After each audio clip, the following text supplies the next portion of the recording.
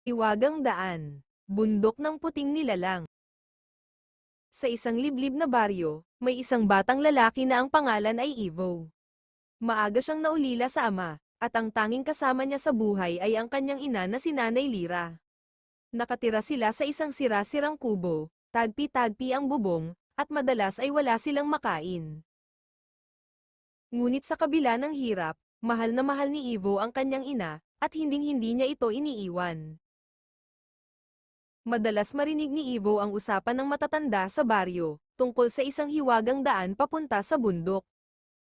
Sabi nila, doon nakatira ang mga nilalang na kasing puti ng nyebe, mga tagapag-ingat ng yaman at biyayang nakalaan lamang para sa taong may paniniwala sa Diyos at may mabuting puso. Ngunit maraming natakot magtungo roon, dahil sabi nila, hindi lahat ay pinapayagang makapasok. Isang gabi, kumakalamang tiyan ni Ivo. Wala silang bigas, wala ring gulay. Napaupo si Nanay Lira, halos maiyak. Anak, patawad, ito lang ang meron tayo. Ngunit ngumiti si Ivo, Nay, basta kasama kita, ayos lang ako. Sa kaibuturan ng puso niya, nangako siya na hahanapan ng paraan ang kanilang kaligtasan. Habang nag-iigib ng tubig, may lumapit na matandang lalaki. Ivo, Anito, kung malinis ang puso mo, sundin mo ang landas papunta sa mataas na bundok. Doon mo matatagpuan ang biyayang ibinigay ng may kapal. Nagulat si Ivo. Nay, baka pagkakataon na natin ito, bulong niya nang umuwi. Maagang nagising si Ivo para maglakad. Pinigilan siya ng ina. Anak, mapanganib dun. Nay, para sa'yo ito. Hindi ako takot, kasama ko ang Diyos. Ipinagdasal siya ng ina, at nagsimulang maglakad si Ivo sa malamig at tahimik na kapatagan.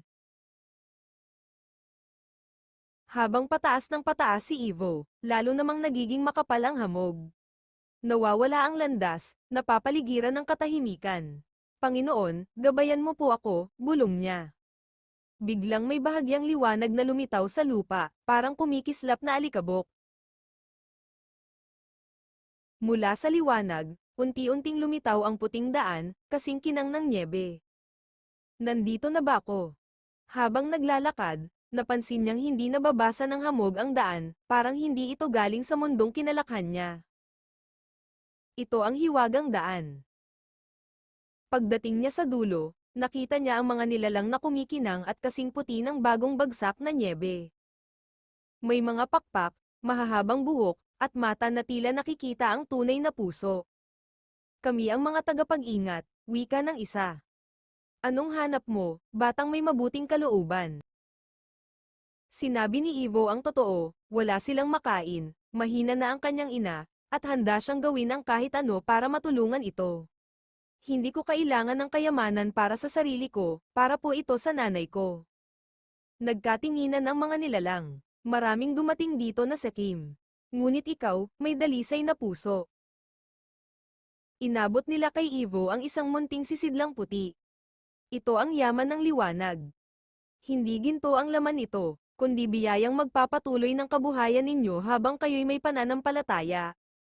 Pag-abot sa sisidlan, biglang lamambat ang lupa, at nagliwanag ang buong paligid. Mabilis siyang bumalik sa kubo. Laking gulat ni Nanay Lira nang makita ang anak na maayos at may dalang sisidlan. Binuksan nila ito, lumabas ang mga butil na kumikislap na naging bigas, gulay, at gamot. At mula noon, hindi na sila nagkulang. Lumipas ang panahon, nakatayo na ang bagong bahay nila Ivo at Nanay Lira. Hindi sila naging mayaman sa luho, ngunit may sapat, may kapayapaan, at may biyaya. At ang aral ng kanilang kwento. Ang tunay na kayamanan ay ibinibigay sa pusong tapat, may pananampalataya, at handang magmahal ng walang hinihingi. At hanggang ngayon, sinasabi ng matatanda na tanging mga may mabuting puso lamang ang nakakakita ng hiwagang daan sa bundok.